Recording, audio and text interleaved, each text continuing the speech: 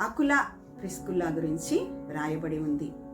ఆది అపొస్తలుల కాలమందు సంఘములు కట్టబడలేదు కనుక విశ్వాసులందరూ ఇంటింటా సమావేశమై ప్రభువును ఆత్మతోనూ సత్యముతోనూ ఆరాధించుచుండిరి.